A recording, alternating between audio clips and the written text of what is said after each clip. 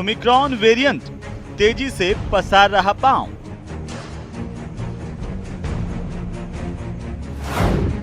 बढ़ रहे हैं संक्रमित, अस्पतालों में लग रही है भीड़।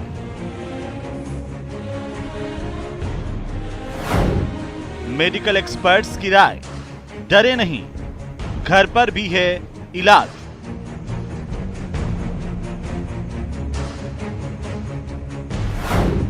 कोविड के अधिकतर मरीजों में लक्षण बेहद माइल्ड। डॉक्टर्स की लिए राय, घर पर भी इलाज संभव। इम्यूनिटी बढ़ाने पर जोर दें, केवल दवाओं के भरोसे न रहें।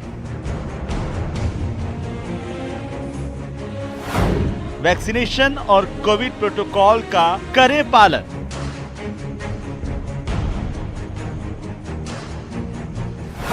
हौसले से हारेगा कोरोना।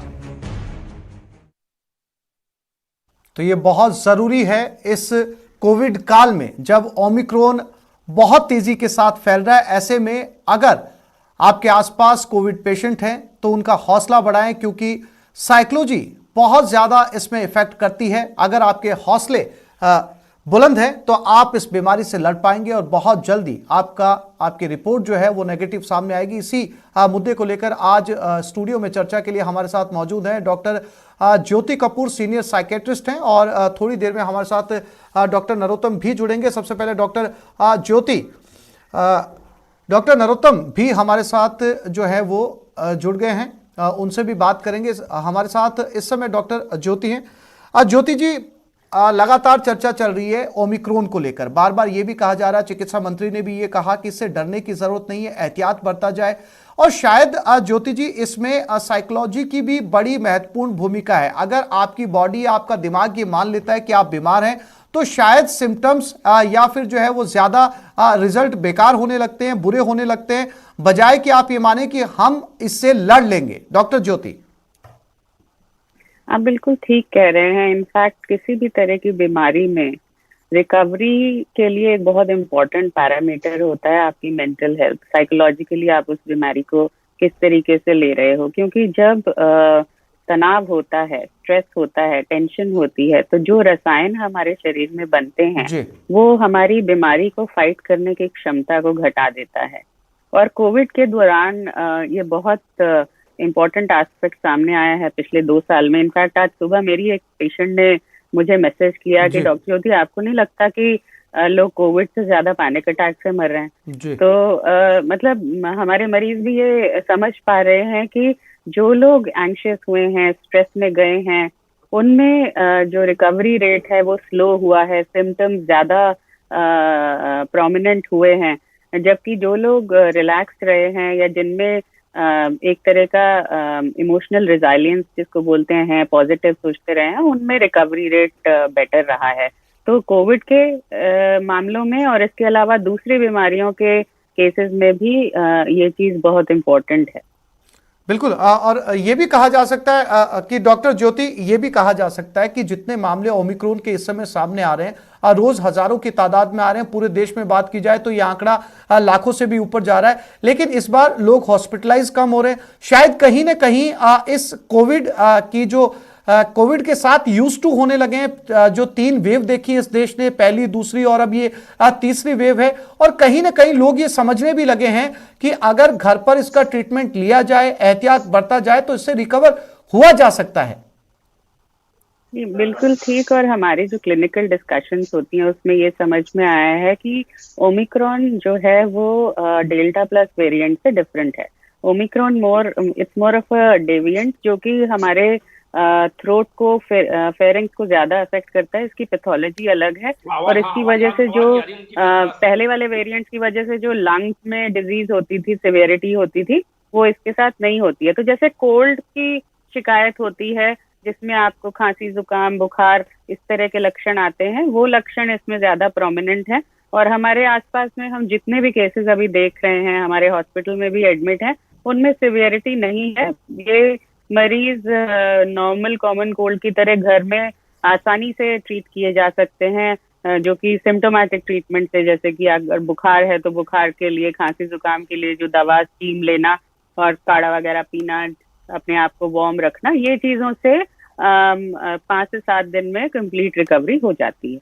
बिल्कुल। डॉक्टर हमारे साथ डॉक्टर नरोत्तम शर्मा, सीएमएचओ जयपुर भी जुड़े हुए, उनके पास चलते हैं। डॉक्टर नरोत्तम, बार बार ये कहा जा रहा है गाइडलाइंस की पालना करनी बेहद ज़रूरी है, लेकिन इसमें एक बहुत महत्वपूर्ण फैक्टर है साइकोलॉजी। अगर साइकोलॉजी अगर नेगेटिव हो जाती है, बीमार होने पर इंसान अगर खुद को बीमार महसूस करवाता है तो शायद दवाइयां उतना असर ना कर पाए। लेकिन अगर वो ये मान ले, अपने आप को ये समझा ले कि ठीक है वो बीमार है, लेकिन अगर वो दवाइयां लेगा और एहतियात बरतेगा तो वो बहुत जल्दी जो है इस बीमारी से निजात पालेगा। ऐसे केसेस भी सामने आए डॉक्टर नरोत्तम शर्मा, जिन्होंने खुद सेल्फ टेस्टिंग किए, टेस्ट किट लाकर घर पर पॉजिटिव होने के बाद में तीसरे दिन उनकी रिपोर्ट जो है वो नेगेटिव भी आई है।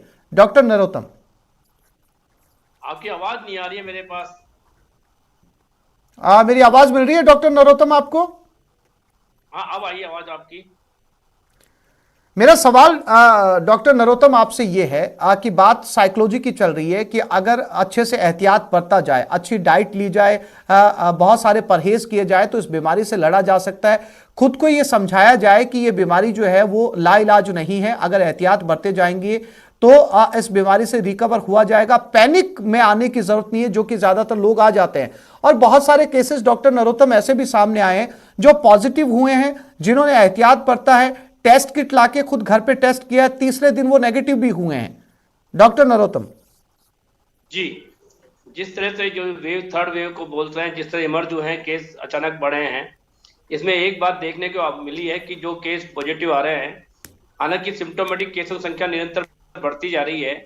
लगभग 50 से 60% केसेज जब सिम्टोमेटिक होने लगे हैं, जिन्हें खांसी, जुकाम, बुखार, हाथ पैर दर्द, सिर दर्द की शिकायत रहती है, किंतु ये लोग सबको वैक्सीनेशन होने के कारण मास लेवल पर इनके ऊपर जो इनके सिम्टम्स हैं वो गंभीर रूप से नहीं आ रहे हैं। यही कारण है कि इनको घर पर रखकर हम जब इनको दवाई दे रहे हैं और घर पर आइसोलेट कर रहे हैं, और शीघ्र ही 3-4 दिन के अंदर वो लगभग ठीक हो रहे हैं। साथ ही चूंकि ये संक्रमण तेजी से फैल रहा है, अब स्थिति ये है कि हर 10 में से 1 या 2 या 3 आदमी पॉजिटिव आ रहे हैं। तो इस प्रकार से हमें ध्यान रखना होगा कि अब संक्रमण के सस्पेक्टेड केस बिना जांच के भी बाहर घूम रहे होंगे, वो लोग, उनको कुछ सिम्टोमेटिक भी होंगे, वो लोग अपने आप को, यदि लगता है उन्हें कोई सिम्टम है या कोई आवश्यकता है, तो तुरंत अपने निकटतम केंद्र पर जांच कराएं, अपने आप को आइसोलेट करें, क्योंकि संक्रमण की चैन तोड़ना अनिवार्य है, जिससे कि हम संक्रमण रोकथाम कर सकते हैं। वरना ये रोज केस बढ़ रहे हैं, आज भी केस काफी बढ़ने लगे हैं, तो ये केस बढ़ते जाएंगे, हमारी समस्या पैदा होती जाएगी। बिल्कुल। डॉक्टर नरोत्तम, एक वजह यह भी है कि लोग जो है वो घर पर क्वारंटाइन भी हो रहे हैं। इस बार जो है वो सेकंड वेव जैसा पैनिक नहीं है, और शायद इसकी एक बड़ी वजह यह है कि बहुत बड़े स्तर के ऊपर जो है वैक्सीनेशन ड्राइव चला था, ज्यादातर लोगों ने वैक्सीन ली थी। अब जो पॉजिटिव हो रहे हैं उनकी स्थिति शायद इसलिए क्रिटिकल नहीं है, और लोग ये मान के भी चल रहे हैं, अब पिछले लंबे समय से देश कोरोना से जूझ रहा है, तो कोरोना को शायद लोग समझने लगे हैं, यूज टू होने लगे कोरोना कोविड को लेकर, और इससे भी उनकी साइकोलॉजी के अंदर बदलाव आया है। देखिए, ये बहुत जल्दी है लोगों के अंदर कि कोरोना का जो इस बार असर उनको कम लग रहा है। ऐसा नहीं है, जो केस बढ़ते जाएंगे, केसों की संख्या बढ़ती जाएगी, यदि उसका 1% भी हम यदि मान लें कि उनका हॉस्पिटलाइजेशन होता है, तो हमारे अस्पतालों के ऊपर भार बढ़ता जाएगा, फिर पुरानी जैसी स्थिति बढ़ती जाएगी। इसलिए अनिवार्य है, चाहे से हमने वैक्सीनेशन किया हो, करवा लिया हो, सिम्टम्स कम आ रहे हो, फिर भी अपने आप को आइसोलेट करें, दूसरे कॉन्टेक्ट में नहीं आए। नई गाइडलाइन के अकॉर्डिंग 7 दिन तक हमको आइसोलेट होना है, जिससे संक्रमण एक से दूसरे को नहीं लगे। वरना हो ये रहा है कि धीरे धीरे हॉस्पिटल के अंदर एडमिशन संख्या बढ़ती जा रही है, और हमें डर है कि जब ये संख्या बहुत ज्यादा पॉजिटिव केस बढ़ेंगे, तो उनका 1 या 2% भी भर्ती होता है तो हमारे लिए बहुत ज्यादा भारी होगा। इसलिए अनिवार्य है कि कोविड एप्रोप्रिएट बिहेवियर की पालना सभी लोग करें, और अपने आप को आइसोलेट करें, अपने आप को समाज से दूर करें, एक कमरे में, मकान में अपने आप आइसोलेट करके दवाइयां लें, जिससे कि संक्रमण के चैन को तोड़ा जा सके। जी, डॉक्टर ज्योति भी हमारे साथ बनी हुई है। डॉक्टर ज्योति, चूंकि आप साइकेट्रिस्ट हैं, मनोदशा को अच्छे से समझ सकती है कि मरीज जब बीमार होता है तो कई तरह की भ्रांतियां उसके दिमाग के अंदर घूमने लगती है, बहुत कुछ सोचने लगता है। तो बतौर साइकेट्रिस्ट, कोविड की इस तीसरी लहर में क्या सुझाव आप ऐसे मरीजों को देंगे जिनसे वो डरे नहीं, बल्कि इस बीमारी के साथ लड़ाई लड़े और अपने आप को जो है वो मानसिक तौर पर स्वस्थ रखें? राइट। एक जो बात ये बताने से पहले कि हम क्या कर सकते हैं, जो जी मेरे सामने आई है और जो मैंने अपने मरीजों में देखी है, वो ये है कि अब पेशेंट्स कोविड के इलनेस से ज्यादा आइसोलेशन से डरते हैं। जी जैसे दिसंबर के दौरान स्कूल्स वगैरह खुले थे, मेरे पास बहुत सारे 13-14 साल के जो बच्चे दूसरी मानसिक परेशानियों से जूझने वाले बच्चे रहे हैं, वो आए हैं। तो उनको टेंशन ये है कि स्कूल वापस से बंद है, अब हम फ्रेंड्स से नहीं मिल सकते हैं, तो वो चीज ज्यादा परेशान कर रही है रादर देन कि हमें कोविड हो जाएगा। जी दूसरी बात यह है कि जैसा मैंने बोला, हम क्लिनिकल डिस्कशन से हम इस नतीजे पर पहुंच रहे हैं, अभी ये डिस्कशन हो रही है, जो ओमिक्रॉन वेरिएंट है वो डायरेक्टली डेल्टा प्लस वेरिएंट जैसा घातक नहीं है, जी और साथ ही साथ उसकी इन्फेक्टिविटी जो है वो सलाइवा से होती है तो वो ज्यादा है, लेकिन उसका जो इन्फेक्शन है वो थ्रोट तक रहता है, जो कि आसानी से घर में ट्रीट हो सकता है। जी इसके लिए हॉस्पिटलाइजेशन की जरूरत नहीं है। तो जब हम इस तरीके की बात हमारे पेशेंट्स को एक्सप्लेन करते हैं, तो वो बीमारी के लक्षणों से या बीमारी की सिवियरिटी से उनका डर जो है वो कम हो जाता है। और जैसा हम पहले ही डिस्कस कर चुके हैं कि जितना हम स्ट्रेस लेंगे उतना रिकवरी डिले होगी। तो हमें क्या करना है आज की स्थिति में? 2 साल हो चुके हैं, मोर और लेस हमने एक तरीका बना लिया है, एक लाइफस्टाइल में हम एडजस्ट हो चुके हैं, जी जिसमें हम घर के अंदर रह के भी और आजकल की टेक्नोलॉजिकल एडवांसेस की सहायता से हम अच्छी तरीके से हाई क्वालिटी लाइफ जी सकते हैं। प्रॉब्लम तब आती है जब हम उसको छोड़ देते हैं, बिल्कुल प्रॉब्लम आती है जब हम डिसिप्लिन नहीं रखते हैं, प्रॉब्लम आती है जब हम अपनी दिनचर्या को डिस्टर्ब कर देते हैं और बार बार उसको चेंज करने की कोशिश करते हैं। तो बेस्ट पॉसिबल सिनेरियोज में जो कि हम बोलते हैं करना चाहिए, एक रूटीन बहुत जरूरी है। आप चाहे बाहर जा रहे हैं, चाहे नहीं जा रहे हैं, चाहे ऑनलाइन क्लास ले रहे हैं, चाहे ऑफलाइन क्लास ले रहे हैं, चाहे आप अपने वर्क प्लेस पे फिजिकली जा रहे हैं या घर से काम कर रहे हैं, आपका एक शेड्यूल सेट हो सकता है। अगर आप उसे करेंगे, साथ ही के साथ अपने आप को पॉजिटिव चीजों से घेर के रखेंगे, पॉजिटिव थॉट से अपनी हॉबीज फॉलो करें, क्रिएटिविटी को बाहर आने दें, पढ़ने लिखने का अपने को समय दें। पढ़ाई से मतलब सिर्फ स्कूल की पढ़ाई नहीं है, मतलब बाकी चीजों की नॉलेज गेन करने की कोशिश करें। और सबसे ज्यादा इम्पोर्टेंट है कि फैक्ट्स को फॉलो करें, मिथ्स को फॉलो नहीं करें। जो एक मेजर प्रॉब्लम रही है कि सोशल मीडिया में जो भी न्यूज आ जाती है हम उसको रियलिटी मान के उसको ले चलते हैं। व्हाट्सएप पे एक मैसेज आता है, हम उसको आगे 50 जगह और फॉरवर्ड कर देते हैं, जबकि हमें कुछ मालूम नहीं होता कि वेदर वो न्यूज या वो जो इन्फॉर्मेशन है वो ऑथेंटिक है भी कि नहीं है। तो वो चीज रोकें ताकि पैनिक नहीं बढ़े, और अगर ऐसा रहता है तो आई एम श्योर हम इससे और स्ट्रांग ही बाहर आएंगे। जैसे जैसे हम देख रहे हैं सिचुएशंस बेटर हो रही हैं, तो दे विल बिकम बेटर। तो एक पॉजिटिव नजरिया रखने की बहुत ज्यादा जरूरत है। बिल्कुल। डॉक्टर नरोत्तम शर्मा, बहुत महत्वपूर्ण बात कही है डॉक्टर साहिबा ने। इनका कहना है कि कोविड से ज्यादा आइसोलेशन को लेकर मरीज बहुत घबराया होता है। 15 दिन के लिए अगर वो आइसोलेट होता है, खुद को कमरे में बंद कर लेता है, तो उसे जो है अपने आप नेगेटिविटी की तरफ वो जाने लगता है। इसका अभी तक कोई मेडिकल सॉल्यूशन नहीं निकल पाया है कि वो अगर खुद को बंद ना रखे, किस तरीके से जो है वो इस नेगेटिविटी से बाहर आए। ये बहुत महत्वपूर्ण सवाल है डॉक्टर नरोत्तम जी। हमने देखा है कि जो कोविड की परेशानियां हैं वो अपने फिजिकल की बजाय मेंटल ज्यादा परेशानी हो रही है। किंतु जब हम बताएं कि इसका कोविड का प्रोटोकॉल इस तरह का है कि अपने आप को आइसोलेट करना होगा, अपने कमरे में टीवी लगा सकते हैं, अपने कमरे से दूरी से किसी से आप वहां से अपने मैसेज कर सकते हैं, फोन पे बात कर सकते हैं। किंतु एक प्रोटोकॉल को हमें इस बीमारी को हराने के लिए तो हमको मानना ही होगा। दूसरा ये है कि सबको जानना होगा कि यदि आज हम सुरक्षित हैं, यदि आज हम अपने आप को बचाते हैं बीमारी से, तो हमारे लिए कल जो आने वाला भविष्य है वो सभी के लिए उज्जवल हो सकता है। यदि आज हम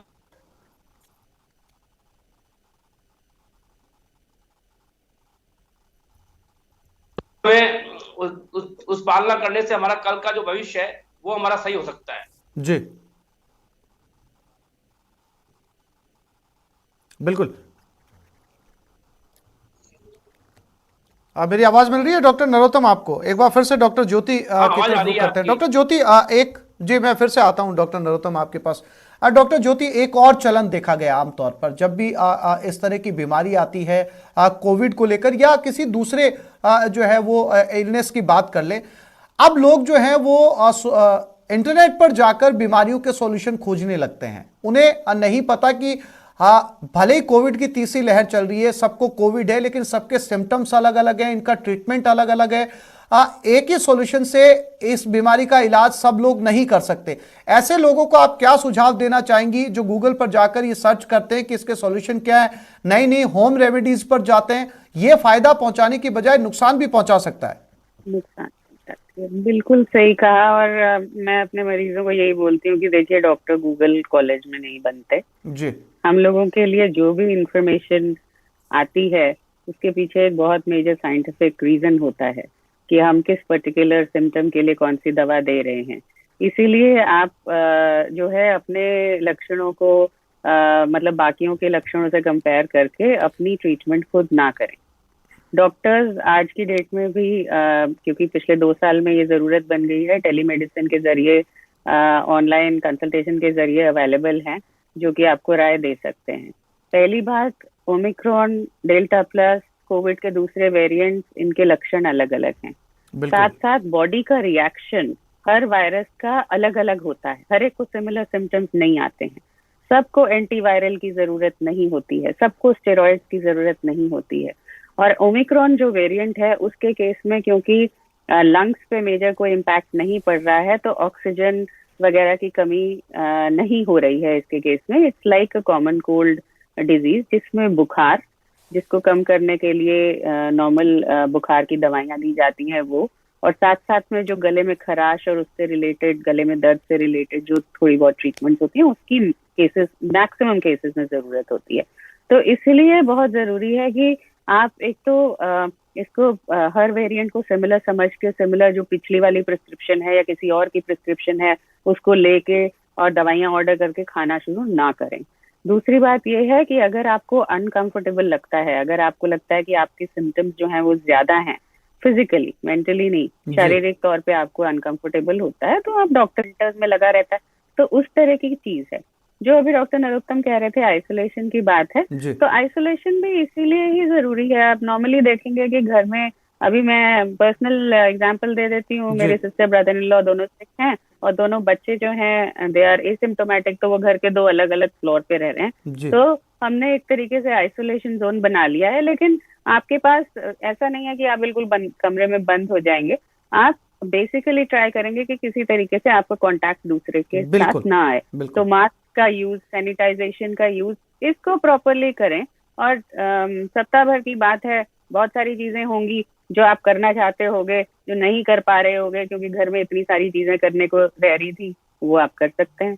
मैंने नॉर्मली अपने पेशेंट्स को हमेशा बोल रखा है और मैं आम लोगों को भी बोलती हूँ कि अपनी एक लिस्ट रखिए कि हाँ मुझे ये करना है। हम नॉर्मली जो होते हैं जब टाइम आता है तो वो चीज नहीं कर पाते जो करना चाहते हैं कि हाँ मुझे फला मूवी देखनी थी, या मुझे ये प्लेलिस्ट तैयार करनी थी, या मुझे इस चीज के बारे में पढ़ना था। और जब हम इस तरह की स्थिति में आते हैं तो हम सोचते हैं कि अब हम क्या करें, बिकॉज मोस्टली सिम्टम्स माइल्ड हैं, दवा की सहायता से आप रिलैक्स फील करेंगे, आप ये सब चीज कर पाएंगे। तो पहले एक लिस्ट तैयार कर लीजिए, उससे रिलेटेड चीजों को अपने लिए इकट्ठा कर लीजिए, फिर शांति से 7 दिन की अपनी होम क्वारंटीन छुट्टी मनाइए। और पॉजिटिव, आई नो दैट, मैं बार बार इसी चीज को रिपीट कर रही हूँ, पर मुझे लगता है कि ये मंत्र अगर हम सीख लेते हैं तो जिंदगी की बहुत सारी समस्याएं हल हो जाती हैं कि सकारात्मक सोच रखें। बिल्कुल बिल्कुल। डॉक्टर नरोत्तम, जो कोविड पेशेंट हैं, जो पॉजिटिव है, दवाइयों के भरोसे वो रहें, खुद को आइसोलेशन में रखें, या अपनी डेली रूटीन को वो चेंज करते हुए कुछ ऐसी डाइट भी ले, केवल दवाइयों के भरोसे ना रहें, अपनी डाइट में कुछ ऐसी चीजें शामिल करें जिससे। अभी मेरी आवाज आ रही है डॉक्टर नरोत्तम? आपको अभी सुन पा रहे हैं आप मुझे? आवाज आती है आपकी। हाँ डॉक्टर नरोत्तम, सवाल मेरा यह है कि जो कोविड पेशेंट्स हैं, जो पॉजिटिव आए हैं, वो दवाइयों के भरोसे आइसोलेशन में रहें या उन्हें अपनी डाइट में सुधार करना चाहिए, अपने रूटीन में सुधार करना चाहिए, कुछ ऐसी जो है डाइट में आहार को शामिल करना चाहिए जिससे उनकी इम्यूनिटी में बढ़ोतरी हो?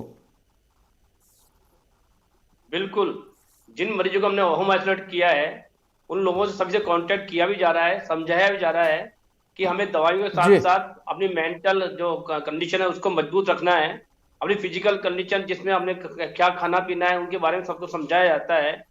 जब बार बार हमने समझाया कि गर्म तरल पदार्थ का सेवन करें, हल्का भोजन लें, फल फ्रूट का सेवन करें, जो दवाइयां हैं और नियमित रूप से दवाइयां उसका सेवन करें और अपने आप को मानसिक रूप से मजबूत रखें, तभी हम इस ये जो हमारी बीमारी है इससे बाहर निकल पाएंगे। जहाँ पहले प्रोटोकॉल 14 दिन का था आइसोलेशन का, वो भी हमने 7 दिन कर दिया है सरकार द्वारा ये गाइडलाइन में। उसके अनुसार हमें समय भी कम, अवधि भी कम करी है। इसलिए हमें सभी तरह से अपने स्ट्रांग रहते हुए इनको दवाइयों का सेवन करते हुए 7 दिन का अपना जो होम क्वारंटाइन है पूरा करना चाहिए, जिससे कि हम खुद सुरक्षित जी हों और दूसरों को सुरक्षित रख सकें। जी। डॉक्टर ज्योति, आपने अभी बातचीत के दौरान कहा कि खुद को आइसोलेट कर लें और जो है वो 7 दिन की छुट्टी समझ के जो है वो आइसोलेशन किया जाए। ये एक अच्छी रेमेडी हो सकती है पॉजिटिविटी के तौर पर। अगर किसी को माइल्ड सिम्टम है तो वो ये समझ के खुद को समझा सकता है कि जो है वो माइल्ड सिम्टम है, दवाई चल रही है, और इस बहाने उसे जो है वो एक ब्रेक भी मिला है, तो शायद कहीं ना कहीं उसकी नेगेटिविटी कम हो।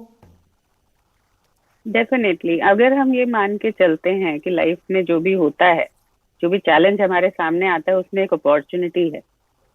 Every challenge has an opportunity, आपने सुना होगा इस बारे में। तो हमने उस अपॉर्चुनिटी को, उस अवसर को ढूंढना है कि इस चैलेंज में क्या अवसर है। फिर नॉर्मली ये होता है कि हमें लगता है हम जिस तरीके से जीते चले जा रहे हैं वही ठीक है और उसको चेंज करना ठीक नहीं है। लेकिन अगर आप चेंज करके देखेंगे तो कई बार आप पाएंगे कि हाँ, ऐसा भी हो सकता था, ऐसा भी किया जा सकता था।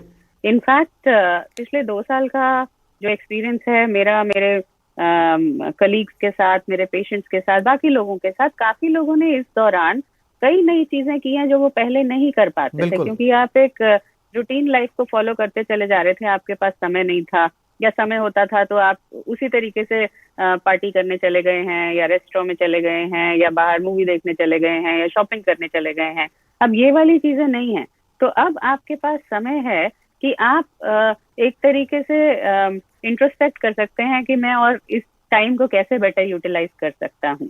बॉडी को और माइंड को रेस्ट की भी जरूरत होती है और क्रिएटिविटी की भी जरूरत होती है। तो जब वो मिलती है तो अच्छा लगता है। और दूसरी बात है कि शॉर्ट ड्यूरेशन है, ऐसा नहीं है कि आप बहुत लंबे समय तक इस स्थिति में रहने वाले हैं।